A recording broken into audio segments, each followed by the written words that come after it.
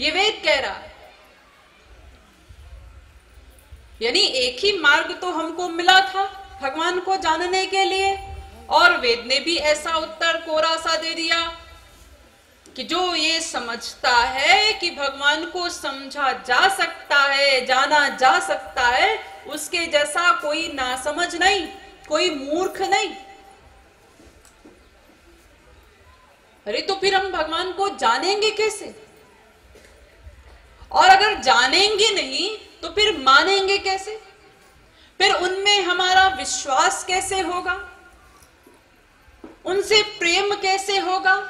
और प्रेम नहीं होगा तो फिर भगवान से मिलन कैसे होगा? क्योंकि प्रेम से ही तो भगवान की प्राप्ति होती है।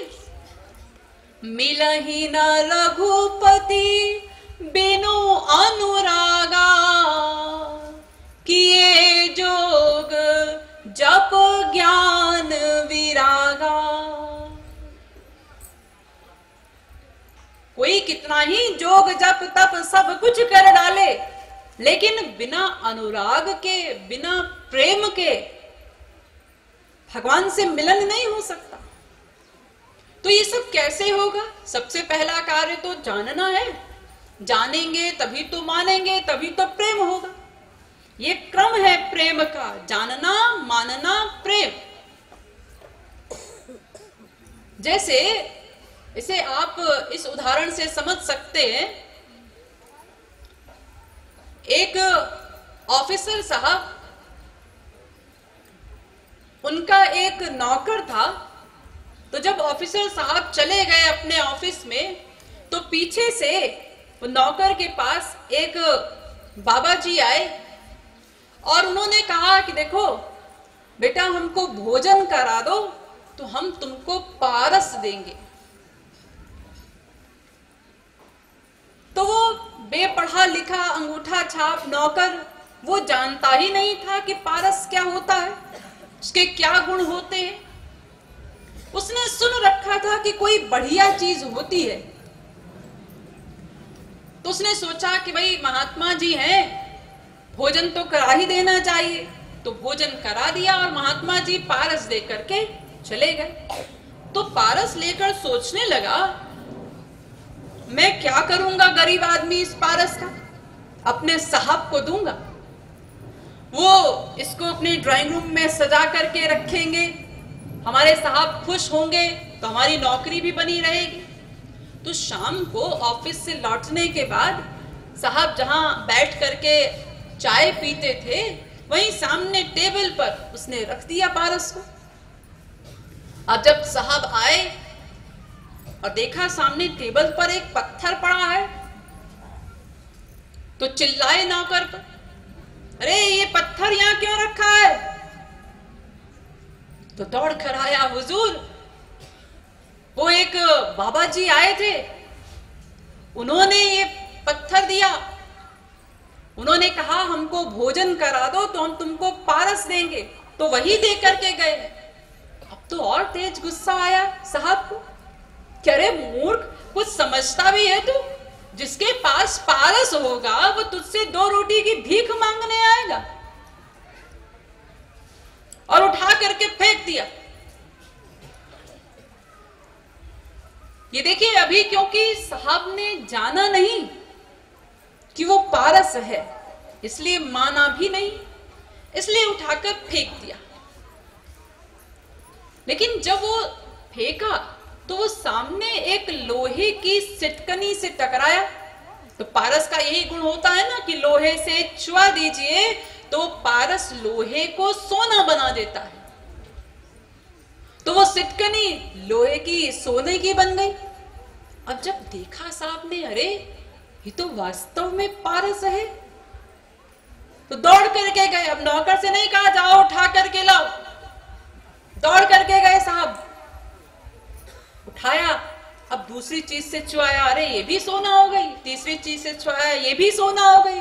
अरे अब तो विभोर है, अब क्या किसी की नौकरी करने की जरूरत है हमको, अब तो जिस चीज से छुआ देंगे बस सोना ही सोना। ये क्या हो गया? अरे वही तो साहब हैं वही तो वो पारस है, वैसी ही दृष्टि है। पहले तो उठाकर फेंक दिया था, इसलिए क्योंकि पहले जाना नहीं था पारस है, इसलिए माना भी नहीं था, इसलिए डिटैचमेंट हो गया, उठाकर फेंक दिया। लेकिन जैसे ही जान लिया कि ये पारस है, तुरंत ही मान भी लिया, एक क्षण भी सोचना नहीं पड़ा, तुरंत माना और तुरंत प्रेम हो गया। अब स्वयं दौड़ करके साहब उठा रहे हैं, नौकर से भी नहीं कह रहे, अब उसको तिजोरी में बंद करके रख रहे हैं। ये क्या? जाना, माना, प्रेम। वो साहब को बैठ करके कोई साधना नहीं करनी पड़ी, कोई कीर्तन नहीं करना पड़ा कि ये पारस है, ये पारस है, ये पारस है, ऐसे करके कोई कीर्तन करना पड़ा हो। बस जाना, माना, प्रेम। तो ऐसे ही जब हम भगवान को जान लेंगे तो तुरंत मान भी लेंगे और तुरंत हमारा प्रेम भी हो जाए। तो पहला काम जानना आवश्यक है, जानने के पश्चात आगे का क्रम आगे बढ़ेगा, इसलिए जानना होगा। तो अभी हम लोग भगवान को जानते नहीं, लेकिन फिर भी यदि कोई कह दे अरे भाई तुम बड़े नास्तिक हो, तो कितना खराब लगता है सुनने में। अरे हमको नास्तिक कहा? अजी हम कितनी पाठ पूजा करते हैं, रोज मंदिर जाते हैं, चारों धाम की यात्रा कर चुके, और हमको नास्तिक कहते हो? तो क्या आप आस्तिक हैं? आप भगवान को मानते हैं? हाँ जी, हम बिल्कुल मानते हैं भगवान को। अरे तो वेद तो कहता है अस्तित्वोपलब्धस्य तत्व भावः प्रसीदति। जिस क्षण जीव भगवान को मान ले उसी क्षण तो भगवत प्राप्ति हो जाएगी, उसके आगे फिर शेष रह ही क्या जाएगा। तो कहां मानते हैं अभी। तुलसीदास जी ने विनय पत्रिका में बड़ा सुंदर लिखा, जो मोही राम लागते मीठे, जो मोही राम लागते मीठे, तो षट रस नवरस अनरस रस है जाते सब फीके, जो मोही राम लागते मीठे। यानी अगर हमको राम मीठे लगते होते, उनसे प्रेम हो गया होता हमारा, तो संसारिक समस्त रस फीके लगते हैं। अभी तो संसारिक विषयों में रस मिलता है, अभी तो हम संसारिक विषयों में रस पाते हैं ना, तो फिर इसका मतलब अभी राम मीठे नहीं लगते। जिस दिन राम मीठे लगने लगेंगे तो संसारिक समस्त रस अपने आप फीके हो जाएंगे। तो अभी हम मानते कहां हैं भगवान को, लेकिन फिर भी ऐसा सोचते हैं कि हम बहुत बड़े आस्तिक हैं, हम भगवान को बहुत मानते हैं। लेकिन यदि मैं आपको कुछ उदाहरण दूं और उन उदाहरणों को सुन करके आप थोड़ा अकेले में बैठ करके चिंतन कीजिएगा, तो पाएंगे कि वास्तव में हम आस्तिक कहां हैं, कहां मानते हैं हम भगवान को। देखिए, एक पिताजी, उनके पुत्र का देहांत हो गया, तो पुत्र की लाश को लेकर के सब लोग चले श्मशान घाट की ओर, नारा लगाते हुए क्या नारा लगाया जाता है जब मरता है कोई? तो बोलते हैं ना लोग, राम नाम सत्य है। तो सभी लोग चल रहे हैं नारा लगाते हुए। लेकिन अभी कुछ ही दूर गए थे कि वो बेटा अर्थी पर उठ करके बैठ गया। यानी वो ठीक से मरा नहीं था। कभी कभी डॉक्टर्स को भी कंफ्यूजन हो जाता है ना, डॉक्टर लोग कह देते हैं पेशेंट मर गया और बाद में पेशेंट उठ करके बैठ जाता है। तो बेटा उठ करके बैठ गया अर्थी पर। अब जैसे ही उसके पिता ने देखा कि मेरा पुत्र जीवित हो गया, तो वो क्या कहता है, अरे अरे चुप करो चुप करो, अब कोई मत बोलो, राम नाम सत्य है। तो किसी ने कहा, क्यों चाचा जी, अभी ये लौट करके घर भी तो जाएगा? हाँ हाँ, अब तो लौट के घर ही जाएगा। अब क्या जाएगा जी श्मशान घाट? हाँ, तो लौटते हुए भी बोलते चलिए ना, राम नाम सत्य है। अरे तुम्हारा दिमाग खराब है, अशुभ बात बोलते हो, अमंगल बात बोलते हो। अरे क्यों भाई, अभी तक तो बोल रहे थे राम नाम सत्य है। अजी तब बेटा मर गया था, इसलिए राम का नाम सत्य था। अब जब बेटा जीवित हो गया तो अब राम का नाम सत्य नहीं रहा, अब बेटा सत्य है। इसलिए अब राम नाम सत्य बोलना गंदी बात, अमंगल बात अब नहीं बोलना। कि देखिए, ये हमारी राम के नाम के प्रति मान्यता है। ऐसे आस्तिक हैं हम लोग। जितने आप लोग यहां पर बैठे हैं सब, अगर इनमें से किसी को कहा जाए कि आपका बेटा आंगन में खाट पर सो रहा है, माता पिता खाट दोनों ओर से पकड़ करके राम नाम सत्य बोलते हुए अंदर ले जाइए खाट को, तो कर सकते हैं? नहीं कर सकते। क्यों? धुक धुक होती है। तो इसका मतलब आप आस्तिक नहीं है। आप चले जाएं जरा किसी के घर पर और आपने जाके दरवाजा खटखटाया और जैसे ही दरवाजा खुला, अब बोलिए राम नाम सत्य है, तो आपका कितना ही कोई प्रिय होगा। तो दो झापड़ लगाया, अरे तुमको हमारा ही घर मिला था राम नाम सत्य बोलने के लिए।